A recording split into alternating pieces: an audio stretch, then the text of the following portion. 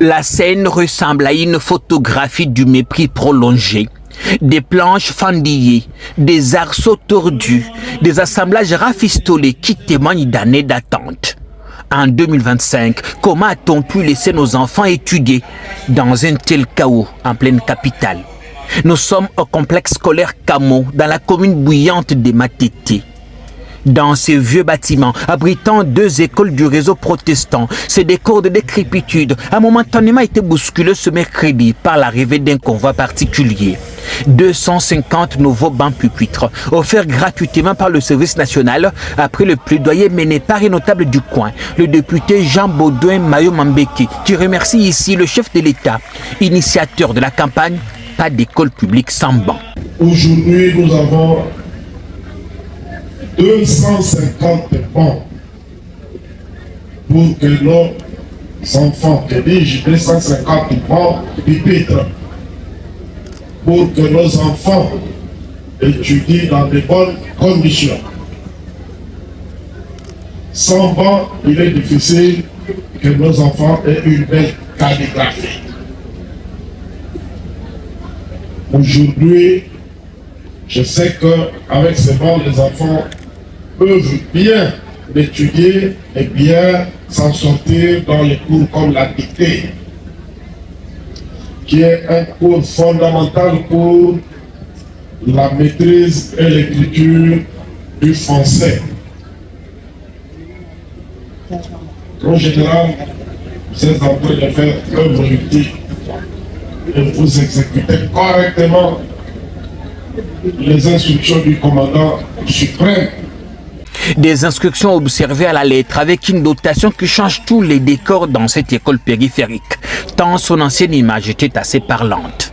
Ce mercredi, un jour béni pour les écoles du Moamba.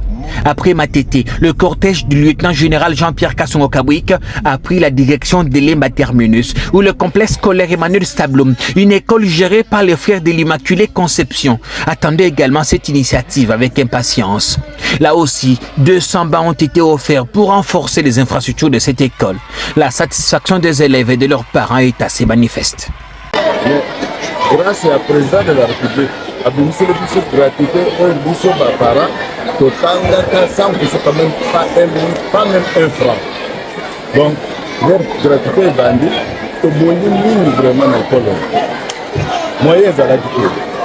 Batobele, par exemple, nous sommes de façon que tous les gens ont là, en tant que nous attendons gratuitement, on a sali par tous les moyens pour convaincre parce que sinon, ce que le président du Congo, il faut tout ça, tout l'endamité pour y aller.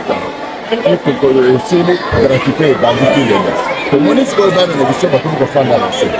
Mais ils ont été mis dans les actes. On a fait des efforts. Mon général, Kassongo, a posé problème dans la comprendre à eux pour fournir tout ça. On appelle ce conseil à tous les parents. Bazala na etenge, batala makambo mongona te ko yazubundisa gratuité de l'enseignement. Ces gestes de solidarité revêtent une importance capitale dans un contexte où l'éducation est un pilier essentiel pour le développement durable. En offrant ces bancs, le service national contribue directement à la réduction des inégalités et à la promotion d'un accès équitable à une éducation de qualité. Avant la cérémonie de séjour, nous avons distribué des bancs pupitres dans plusieurs autres établissements de l'enseignement universitaire, supérieur, secondaire et primaire, tant à l'intérieur du pays que dans la ville-province de Kinshasa. La volonté du chef de l'État est que dans un avenir proche, qu'il n'y ait plus aucune école publique sans banc pupitre.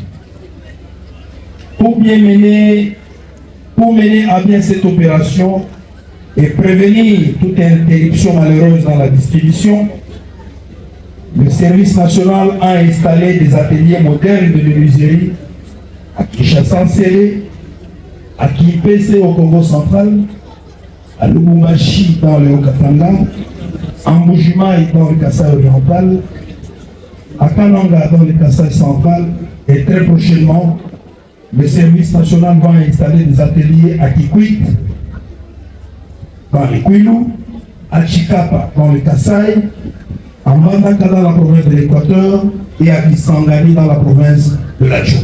Ces dons qui rejoignent la longue liste des établissements publics et conventionnés ayant récemment bénéficié d'une réfection des mobiliers est indéniablement le bienvenu partout. On ne le dira jamais assez, ces nouveaux mobiliers permettront non seulement d'améliorer l'environnement scolaire, mais aussi de renforcer la motivation des élèves à poursuivre leurs études dans de meilleures conditions.